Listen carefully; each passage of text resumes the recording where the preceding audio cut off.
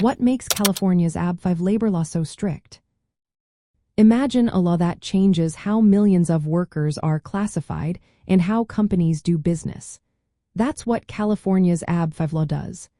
It's a rule that has everyone talking because it's so different from what most states do. California's AB5 law is considered strict because it uses a tough three-part ABC test to decide if a worker is an employee or an independent contractor. The law assumes workers are employees unless the hiring company can prove all three of these conditions are met. First, the worker must be free from the company's control and direction in how they do their job.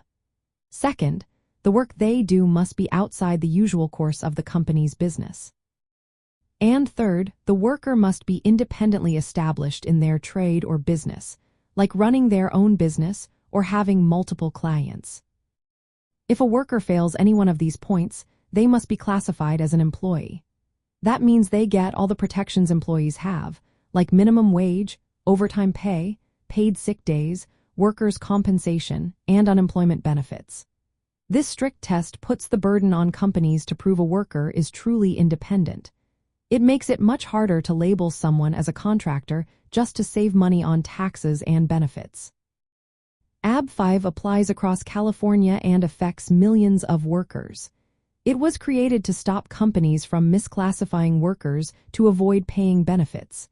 Many gig economy jobs, like delivery drivers or cleaners, were often treated as contractors but worked under the company's control. AB5 changed that. What makes this law stand out as a California quirk is how rigid the ABC test is. For example, a food delivery driver for a popular app is likely an employee because delivering food is core to the company's business. Even if the driver is labeled a contractor, AB5's rules say otherwise. The law has faced many legal challenges and has exemptions for certain professions. It also makes compliance tricky for businesses who must carefully document each worker's status. They need to show that each worker meets all three parts of the test.